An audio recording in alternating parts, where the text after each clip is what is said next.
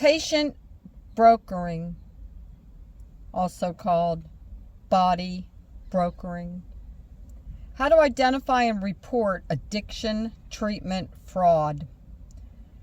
This is printed in fraudfighters.net.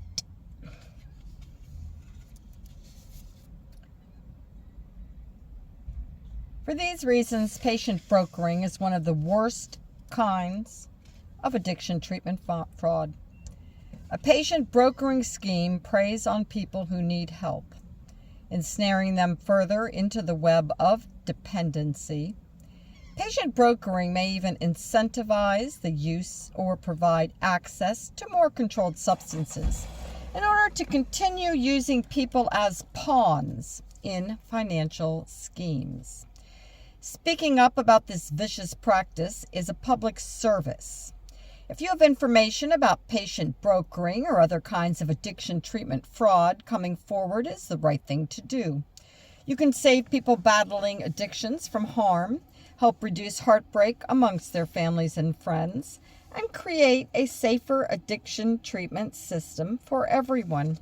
You can also reduce waste and taxpayer fraud while earning a substantial sum in the outcome of a successful case. These financial motivations, being as they are, it's imperative for them to keep people addictive.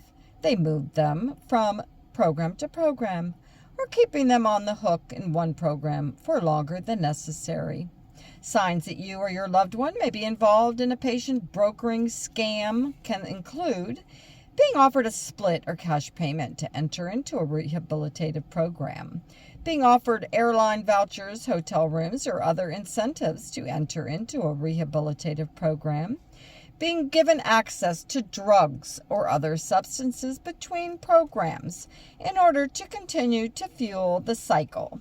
Rehab patient brokering can happen to anyone. This is how the patient brokers manipulate their clients and their families. It's important to remember that many families seeking to treat addiction and their families are new to treatment. Oftentimes, dealing with addiction can leave someone and their family desperate, forcing them to rely on those who are more experienced in helping to break the cycle. Unfortunately, this makes them targets of manipulation by brokers who pose as compassionate employees from treatment facilities. If you're concerned or suspicious about the care you or a loved one is receiving from an addiction treatment center, speaking with an attorney is a viable option. Their treatment expert team can offer insight into common addiction fraud schemes and help guide you through the process of reporting fraud to the authorities. Coming forward as a whistleblower is especially important for employees of addiction treatment centers. Speaking up can help avoid implicating you in their brokering schemes and only helps the people who need help. Often these programs will be either understaffed or overbooked. They do lead selling or offering kickbacks for leads or new patients. It's often the first step in patient brokering. Lead buying. Illegitimate facilities may offer up financial rewards or payments for new patient referrals. Patient incentives. Body brokers may offer to share part of their profits with patients in order to entice them to enter certain facilities where they'll not even receive the care they need.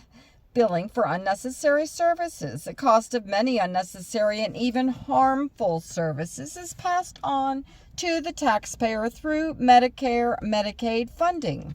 Facilities will bill for services that continue to keep patients addicted so that they can continue to profit. Privacy violations.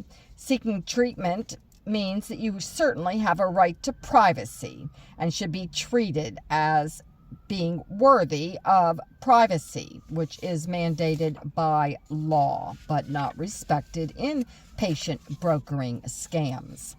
How to identify and avoid patient brokering.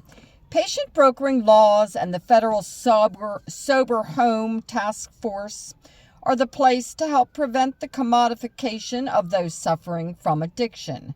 However, these enforcement actions often depend on the honesty and forthrightness of whistleblowers. The following are some ways to address patient brokering at the source if you or someone you love is about to enter into a treatment program. Ask for a tour of the facility. Seeing a treatment facility in person if possible can help confirm or deny your suspicions. Confirm state licensure. Legitimate addiction treatment centers will often offer consultations. State licensing is imperative. Inquire about services and programs offered. Ask about the kinds of services or programs offered to decide for yourself if they will serve your purposes. Ask about treatment statistics. Treatment statistics, when available, can help provide information about a facility's intended path to success. What is Florida's Patient Brokering Act? The Florida Rehab Shuffle was because this treatment center fraud ring was so bad in Florida that they set the standard for poor services, billing for services that were not even provided or necessary to patients. The Florida Shuffle, one of the largest sober home task force arrests to date, was a scam that siphoned off $112 million from taxpayer funds while enabling a cycle of addiction and body brokering.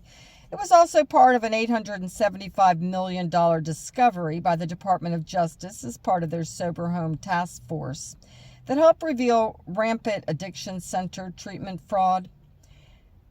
The Florida Rehab Shuffle also helped lead to the creation of the Patient Brokering Act, a Florida statute similar to others across the nation that explicitly make it illegal to offer, pay, or solicit a commission for referrals to any healthcare provider or facility. The rights and privileges of a whistleblower are protected, ensuring that your employment is protected and your financial reward is as high as possible. To speak to an addiction treatment fraud attorney, reach out to Tyco and Savari LLP, or you can also visit their online consultation form.